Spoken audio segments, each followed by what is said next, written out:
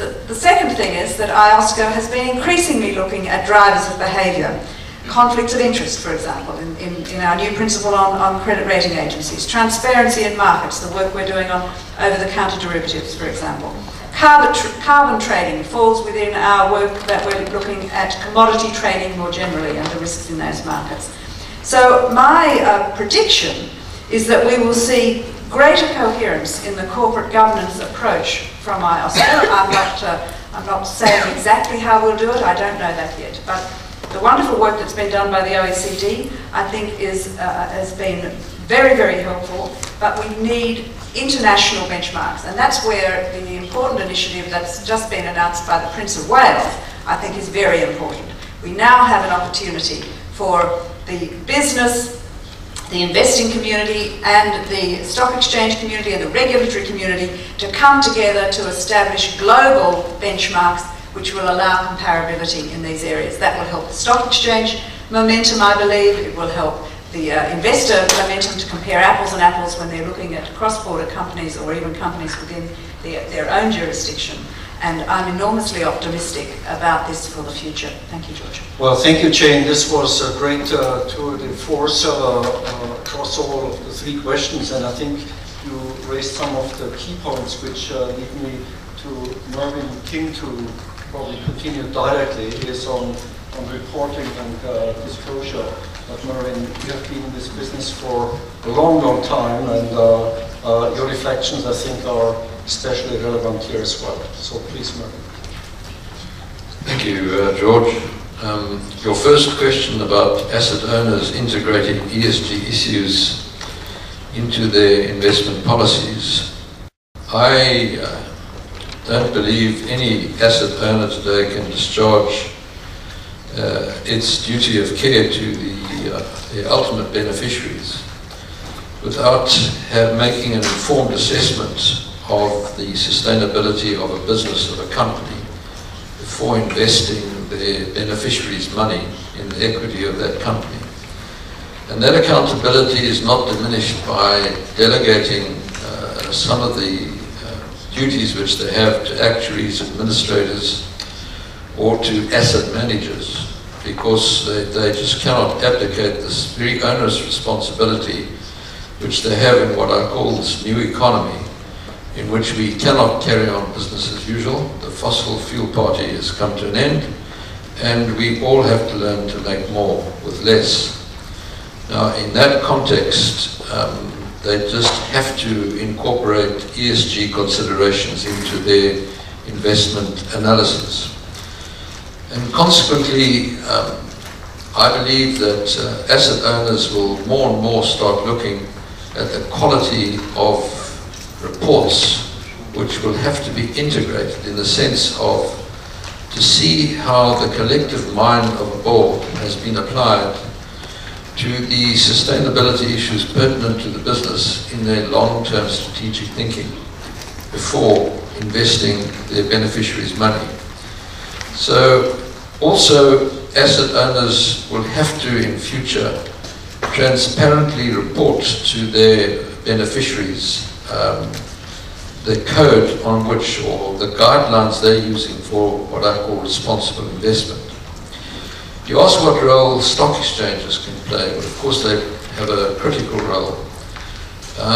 Stock exchanges, of course, can develop their own indices, but there are general indices around the world which are now recognized. Arising out of the what is known as the King Report in South Africa, the Johannesburg Stock Exchange has now made it a listing requirement for all companies listed on the Johannesburg Stock Exchange to do an integrated report. They have to report or explain the impacts which their operations have socially, environmentally, and financially, both the positives and the negatives, and how they're going to enhance those positive aspects and eradicate or ameliorate the negative aspects in the year ahead. And I've often posed the question, if companies are unable to report on that basis, on usually what we get in the report is a little paragraph on prospects, then the question has to be asked, does the board really understand the business of the company? third and final issue which you've raised is, has the financial crisis changed the way regulators view systemic risk? The answer to that is absolutely in the affirmative. We already have around the world, this is a study that GRI has done a survey, 142 country standards with some form of sustainability related reporting. And sustainability, as you've already said, George, has become a key driver around the globe for investment decisions. The global financial crisis highlighted the need for social responsibility. And we cannot consider the financial crisis in isolation. We've got to look at it in parallel with the climate change crisis and the ecological crisis, in which all of us have abused our planet, and whether individually or as directors, managers, politicians, or whatever capacity we've been acting in.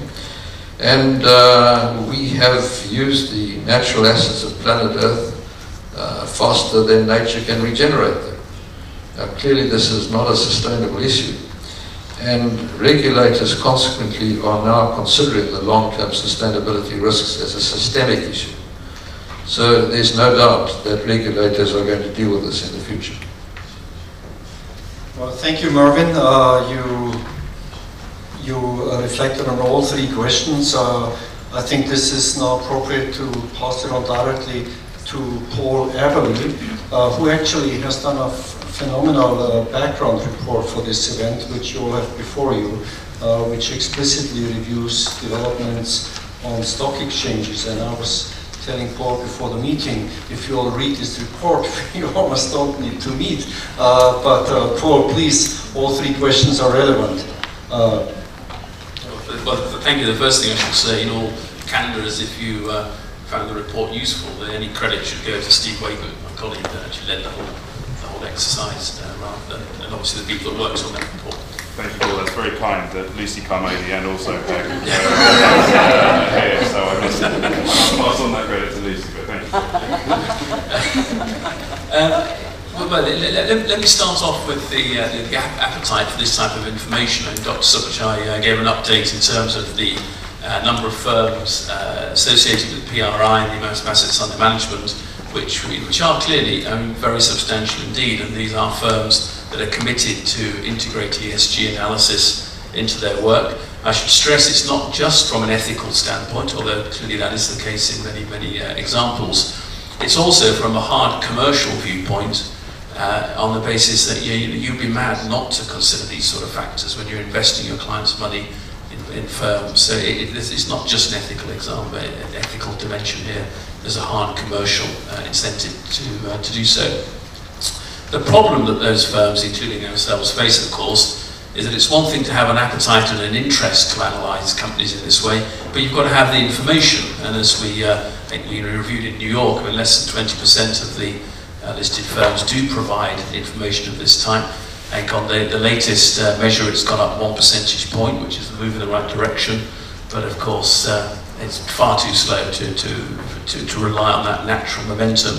And therefore, we feel there is a strong case to look at ways of increasing the amount of disclosure that one gets.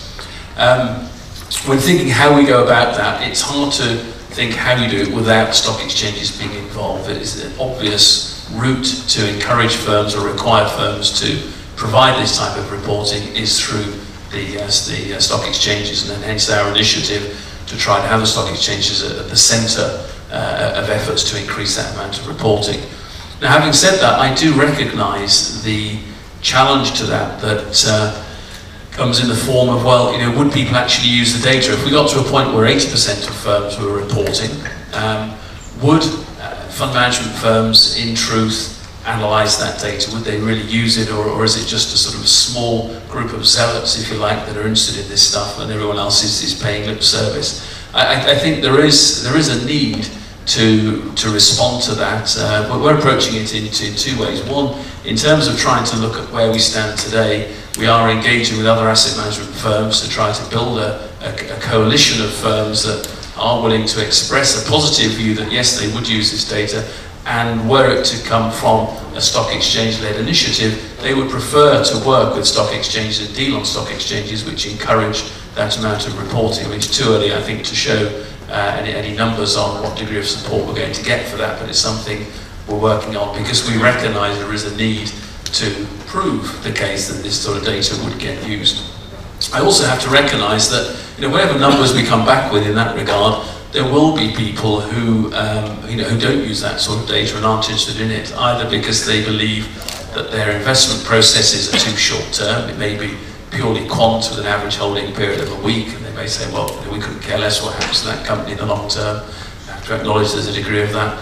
And also there is a degree to which people don't buy into the importance of it. And to Jane's point, I spoke with recently had quite a sobering conversation with the head of the pension trustees of a very large UK public sector pension fund, and you'd expect public sector funds to be a little more aware of these factors. And this gentleman thought the whole area was irrelevant.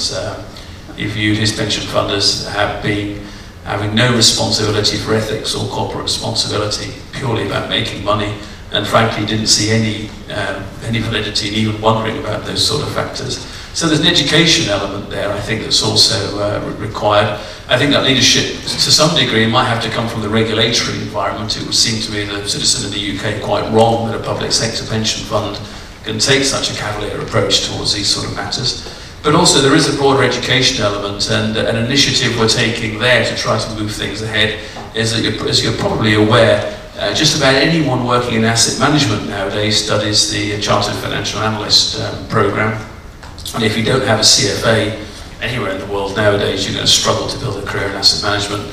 And frankly, we feel that the approach which the programme takes to these sorts of issues is substandard. I speak with my own staff that have gone through that programme, and frankly I'm disappointed in terms of what they tell me that is covered as part of the syllabus. So we're working with the CFA to try to encourage them to improve the contribution which that programme makes towards the analysis of ESG type factors, in the hope that the younger people coming out of university and studying, will early in their career begin to get a broad appreciation of these factors. Because to some degree it may be a lack of training and ignorance which is in the way.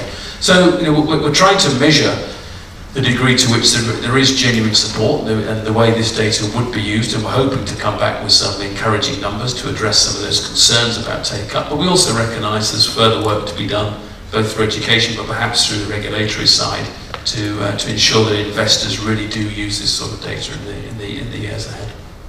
Thank you, Paul. This is a very reflective update on the ongoing struggle and a reminder that we're in the midst of a process transformation where progress has been made, but much needs yet to be done. And I think we're very privileged to have Hüseyin Erkan with us, CEO of Istanbul Stock Exchange, which has done some pioneering work in this area.